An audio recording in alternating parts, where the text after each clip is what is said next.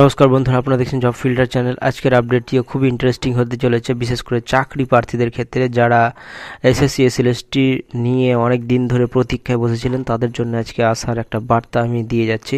আপনারা অলরেডি জেনে ফেলেছেন যে কী কী বিষয় ঘটতে পারে বা ঘটতে চলেছে। তো যাই হোক, ভোটের আগে একটা চমক দেওয়ার মতো কথা, অর্থাৎ সরকার অবিলম্বে নিয়োগ প্রক্রিয়ার যে জট, সেই জট কিন্তু কাটাতে চলেছে। এটা ভোটের আগেই সম্ভব। আপনারা জানেন ভোটের আগে এরকম অনেক কিছুই ঘটে থাকে। তো কি কি বিষয় ঘটেছে সেটাও আমি আজকে বলছি। যে 2016 সালে স্কুল সার্ভিস কমিশনের পরীক্ষায় নবম, দশম, দ্বাদশ, একাদশ এর যে শিক্ষক শিক্ষিকা এবং গ্রুপ সি গ্রুপ ডি পদের পক্ষে যে অপেক্ষমান তালিকায় প্রার্থীদের সঙ্গে বৈঠক করা হয়েছিল রাজ্যের শিক্ষামন্ত্রী ব্রাত্য বসুর সঙ্গে, সেখানে ছিল স্কুল সার্ভিস কমিশনের চেয়ারম্যান সিদ্ধার্থ মজুমদারও। তো সেদিনই এসএলএসটি চাকরি প্রার্থীদের নিয়োগ জট কাটাতে বড় বড় উদ্যোগ নেওয়া হয়। তো গতকাল হাইকোর্টের এজির সঙ্গে বৈঠক করেন ব্রাত্য বসু এবং সঙ্গে থাকেন কুণাল ঘোষ। তিনি সাংবাদিকদের মুখোমুখি হয়ে বলেন যে নবম থেকে দ্বাদশ এসএলএসটি চাকরি প্রার্থীদের নিয়োগ জট কাটাতেই যে বিকাশ ভবনে 2 দফায় বৈঠক হয়েছে, বৈঠকে উপস্থিত ছিলেন শিক্ষামন্ত্রী নিজেই, শিক্ষা সচিব মনীষ জৈন ও সংশ্লিষ্ট দপ্তরের কর্তারা। আন্দোলনকারীদের অনুরোধে অনেকেই ছিলেন। তো এটা একটা বিকট জট তৈরি হয়েছিল। সেই জট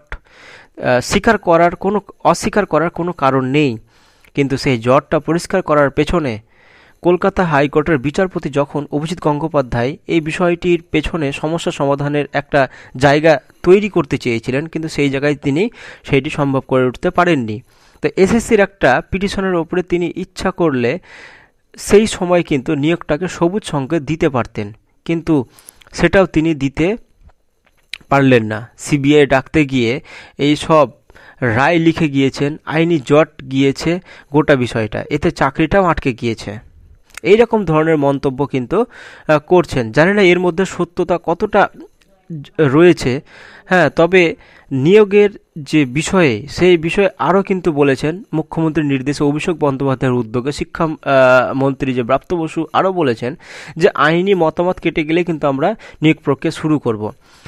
তো কিন্তু সরকার সদিচ্ছা নিয়ে এমন একটা জায়গা এসে পৌঁছে যে আন্দোলনকারীদের যে ফর্মুলাগুলো দিয়ে সেইগুলি খতিয়ে দেখে একটা লাইন অফ অ্যাকশনের যে ব্লুপ্রিন্ট তৈরি করা গিয়েছে, কিন্তু সেই আইনি বৈধতা সাপেক্ষ। যদিও সেই আইনি বৈধতা পাওয়া যায়, তাহলে আন্দোলনকারীদের অনুরোধ মেনে বা যোগ্য প্রার্থীদের যে চাকরির কথা ভাববে, সরকার অবিলম্বে নিয়োগ প্রক্রিয়া শুরু করবে।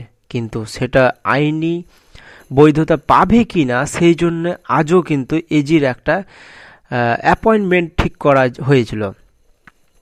তো যাই হোক, সেই জন্যই এজির সঙ্গে একটা অ্যাপয়েন্টমেন্ট ঠিক করার পরেই সেটা হাইকোর্টের এসএসসির তরফ থেকে বা শিক্ষামন্ত্রী এবং শিক্ষা সচিব এবং অনেকেই যারা ছিলেন তারা সমস্ত কিছু আলোচনা করেন, এবং সেই আলোচনার মাধ্যমে যে ফর্মুলা তৈরি হয়েছে সেটা যদি এজি সবুজ সংকেত দেয়, তবেই কিন্তু নিয়োগ প্রক্রিয়া দ্রুত করা সম্পন্ন হবে।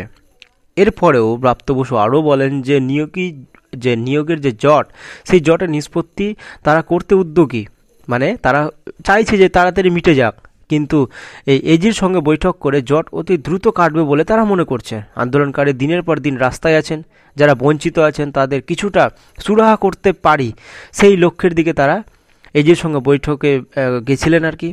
তো সেখান থেকে কোনো রকম সবুজ সংকেত পেয়েছে কি না এখন পর্যন্ত স্পষ্ট নয়। হ্যাঁ, তবে এটুকু আশাবাদী যে ভোটের আগে কোনো একটা চমক আসতে চলেছে, বিশেষ করে 2016 যে এসএলএসটি চাকরি প্রার্থী তাদের ক্ষেত্রে কিন্তু খুব গুরুত্বপূর্ণ। যাই হোক, আজকের কোনো স্পেশাল কোনো আপডেট আসলে সেই আপডেটটা আমি তুলে ধরবো। ততক্ষণ জুড়ে থাকুন।